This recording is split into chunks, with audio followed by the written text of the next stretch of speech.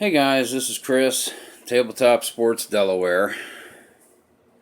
I am spent. Man, it is 11 o'clock Saturday night. Just got done with our first session back into Dungeons and Dragons. And man, we had one new player, my nephew, and two players that weren't able to make it. One, bad back pain, car accident, wasn't able to make it down. The other had family stuff going on, my internet player. So I had 5 players at the table. 2 friends from up north, Ron, and my nephew and my son Ethan.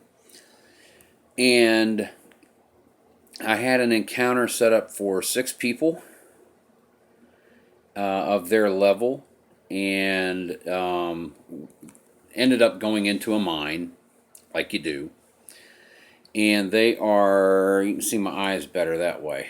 And they are, they go into the mine, they take out a few gnolls, which are dog-like creatures, in the first room. And there's a well in the middle of the room, and there's a whole thing they're supposed to go down, blah and everything, got it set up. And stupidly, I say, near the end of a short rest, which they took a short rest up there after locking doors and securing the place as best as they could so that way they could heal up a little bit and stuff like that before continuing.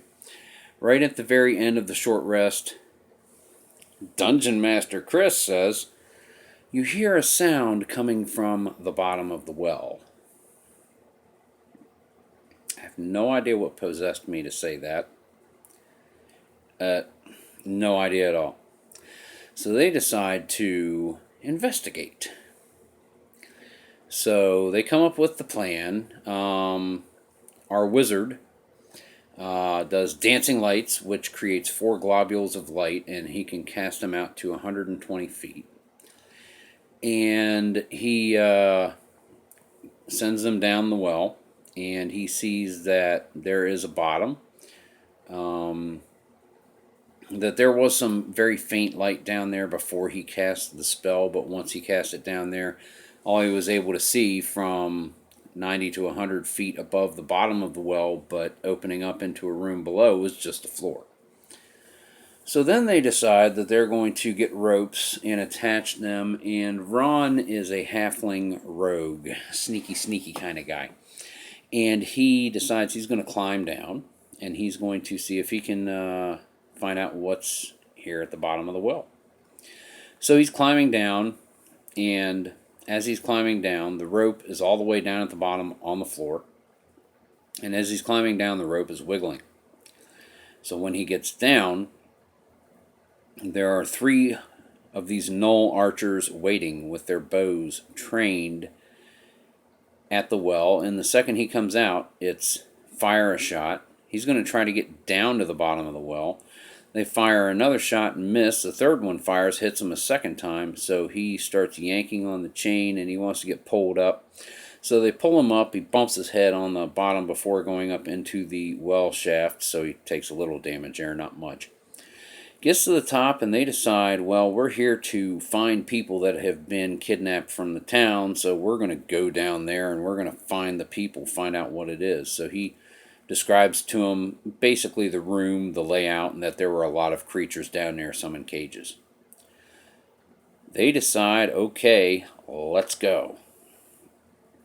So he's the first one back down, and he is surrounded by the archers, and other gnolls are coming over.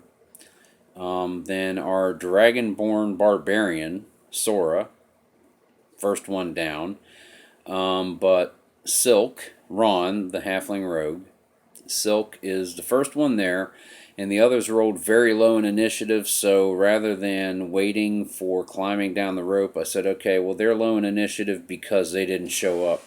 The first 2 are going to get their actions this first round. The second 2 are going to have to wait around because they still got to come down the rope. So, okay, only 1 round. They get down there. Silk by himself, and then the Gnoll pack leader gets to go. Then the Gnoll Priest gets to go, and the Gnoll Priest is doing a ritual on a stage. And then something else had a turn but doesn't go because nobody saw it yet. And then everybody starts coming down. And it is Sora, the Barbarian, followed by another Dragonborn, a fighter, named Rohan, who is played by Jesse, my nephew. And when they get down there, and the gnolls go after they show up, and the gnolls start attacking, shooting arrows, running in, swinging their, stabbing with their spears. A couple of hits happen, and then back to the top of the order, and Silk, Ron, the rogue, little short guy, he hides, starts shooting from a doorway, and he's got mad hide stats. I mean, he rolls a 10 and he's like, poof, a fart in the wind. So that's happening, and then the others come down, and the last two to come down are Gilgamesh, an elven sorcerer, played by Ethan, my son, and also Malik, a human wizard, played by another friend of mine, Mark, from up north. And the battle is going, and then all of a sudden, the thing that comes next in initiative after Silk, Ron's rogue, is a flying manticore. And this manticore starts shooting the tail spikes, and it is hitting like crazy. The closest target is Ethan's character, the elven sorcerer, Gilgamesh. And this thing is throwing tail spikes at Ethan, and Ethan decides to stand his ground as Gilgamesh and casts Fireball and does a lot of damage to the manticore. Doesn't move, stays there. He's learning. Manticore does another round of damage, and it is enough to knock him out. He is unconscious. Doing death saves on his next turn. Finally, and they're going crazy on the gnolls and everything, and they're trying to take him out. A couple of spears get chucked into the priest, and he's able to make con saves, so that way his ritual continues. Until finally, Malik, the human wizard, puts him to sleep. And the gnolls are being attacked, and the gnolls are attacking. They're hitting Rohan, the Dragonborn fighter, played by my nephew, taking a lot of damage. And finally, Rohan realized, okay, I need to not be up front because I'm taking a lot of hits, and I don't have a lot of hit points. These guys are only level 5. Malik upstairs in the first room, they found a chest, they opened it, and one of the 3 boxes he found had a wand in it, and it was a wand of healing that I created. So that way it had 7 charges, and you can heal as many people that you see within 30 feet of you as there are charges left on the wand. So it hadn't been used yet, 7 charges, so up to 7 people. There were 5 of them, so he just over the head and boom, and everyone took hit points. And Gilgamesh jumped back up, the sorcerer, played by Ethan. And then he ran over, moving over towards the stage, the dais. And Silk, Ron, the rogue, comes out and distracts someone that Sora, the barbarian, was getting ready to take on by just firing an arrow in their direction. It wasn't an attack. He was using his bonus action to help. So just fired an arrow over there to distract one of the ones that Sora was engaging, then turned around and finally put the death knell in the manticore. And boom, big damage. Sneak attack stuff, like crazy. His rogue is... All these guys at level 5, they've really done well building their characters. And if they play them right, they're doing stuff, man. It's great. So then Most of the gnolls are taken care of. There's a couple of archers left, and the Gnoll Fang leader and the priest is asleep behind the altar. And Gilgamesh comes over and casts Firebolt across the whole room, probably about 80 feet away. Misses doing full damage to one of the archers, only partial damage. That archer runs away. The other archer spins around and fires back. Gilgamesh came up, we don't have a healer in the party. So that wand is going to come in handy.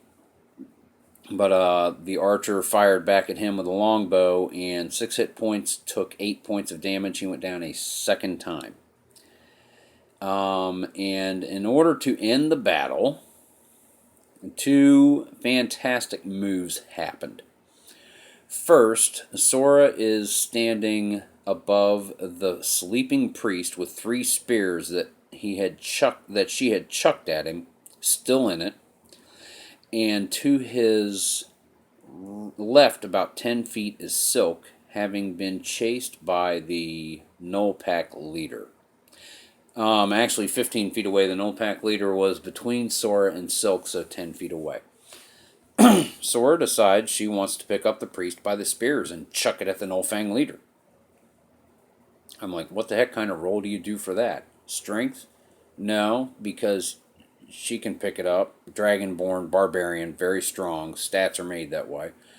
I was like, make a ranged attack. Use your dexterity modifier. No other bonuses. Kind of like an improvised weapon kind of thing. Did it in spades. Chuck that sucker. The sleeping priest only had 1 hit point left. The Gnoll Fang leader only had 4 hit points left. I said, roll damage. Roll a d4 and add your strength modifier. 7 points of damage, I think it was. That was enough to kill the Gnoll Fang leader. Since the priest traveled 10 feet in the air, I gave it bludgeoning damage for every 10 feet, 1d6. It took 4, which killed it. So chucked the Gnoll Fang, the priest at the Gnoll Pack leader, smacked it, knocked it over Silk onto the other side, onto the ground. The priest with 3 spears falls onto the ground on the other side of Silk, so there's Ron's rogue. He's got dead Gnoll, looking at Sora. And then Sora jumps over, gets to the final archer over in the corner, the one that shot Gilgamesh. And this Gnoll realizes I'm the last one, put down its bow, and got down on one knee in supplication in front of Sora, like, please have mercy. Then it was Silk's turn. And Silk, halfling, short, dropped to the floor prone, made a stealth roll to hide, disappeared, stood back up, bow, sneak attack, and toppled that Gnoll. How you want to do this move?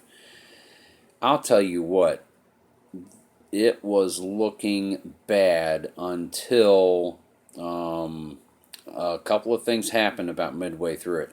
And I went back. This was only 7 rounds. It took us 2.5 hours to do a 42-second fight. Man, I am tired and wasted after this session. It was great. It was a butt pucker, man. I'll tell you what. I mean, it made you clench because we're just getting into it. And I'm like, what have I put these guys into? What have I put them up against? I really was scared there for a while. And they were seeing friends fall, seeing friends get hit, little by little winning. Seeing the tide of the encounter little by little go their way, and then one of their people fall, and then he gets back up, okay, we got this, but then falls again at the very end. I mean, it was intense for 2.5 hours, and I am wore out, and they're wore out, and it's one of the best encounters we've ever had. And now I think I know the maximum that I could possibly throw at them that they might be able to emerge from. And I don't want to ever do that again because, man, I will tell you what. And I probably will because it makes for some really, really fun role-playing. It was amazing. It was. So this is the first of Tabletop Sports Delaware's DM notes. Just to for those of you who might be interested, we're playing in a setting. I started in a homebrew world, but in March when the book came out and I'm familiar with it, I moved everything over to Wildmount, Matthew Mercer's creation from Critical Role. And I'm more familiar with it. I still have to do a lot of work, still have to do a lot of research, get things in place, know what's where, have NPCs set up, encounters, monsters, laws, stuff like that, places, calendars, deities. But I'm much more familiar with the overall where everything is, so I'm more able to get past that and get down to the brass tacks, as it were. So that's why I moved it over there, and I'll tell you what, we've just been having a blast. We don't play often. We've been off all summer because I get a little scattery when it's really hot weather, and it's cooled down. Really nice weather the last couple of weeks, so I've been getting it ready, and tonight was the first session. I see probably about 8 sessions, maybe 9 in this next arc, so we'll just see how it goes. And try to get everything wrapped up by Thanksgiving. We'll find out. It may go a little longer. It may break it up into a couple. But the guys are level 5, and they, for those of you who might be familiar with Critical Role, just went to the Howling Mines. Still in the Howling Mines. It's only 12:30 that day when they woke up. It is the 27th of Sidon Star, and Harvest Close Festival is 6 days away in Zadash, and they want to get to the victory pick so they can take part in the Tournament of Champions and win some gold. Get that bread, boy, get that bread. So that's kind of where we're going. Started in a little village in the world I created, which now is part of Wildmount because wasn't going to redact 4 sessions. But then they made it to Trostenwald, did a few things, and now they're moving towards Zadash and worked in the Knoll incursion in all fields. So it's going well, enjoying it, having a blast, everybody getting together. I've always said that, and it's the same with playing the sports games and everything, that the tabletop is the best gaming platform that was ever created. Playing with other people, having fun, being social, creating memories that is going to last for a long time. We're going to remember this fight for a long time, and not just the players that were trying to take out my NPCs, but me too, man, because I was so scared that I had a TPK on my hands, a total player kill. I was so scared of that, and I was like, nope, I can't pull any punches. Let's just see what happens. They start dropping like flies, but it didn't happen, so I didn't have to worry about doing that. But man, it was tight. It was really tight, and it worked out this time. So yeah, I just wanted to start a new Dear Diary for DM. You know, a little content on the channel. It's not sports gaming, but it is tabletop gaming. It's what I do. So it's not going to be everybody's cup of tea. Other people, you know, watch it. Hopefully get inspired to do some role-playing of your own. Maybe even jump behind a screen for your group. There's nothing to it. It's just a matter of having a willingness, having an imagination, bringing something to the table, and giving your game master or dungeon master a break. Let him do what he likes to do, because he likes to play also. So yeah, that's it for this one. Just a nice little update. So I'm going to go ahead and sign off. Guys, this is Chris, Tabletop Sports Delaware. Keep on rolling. Creepy ain't a crime. Neither is D&D. Is it Saturday yet?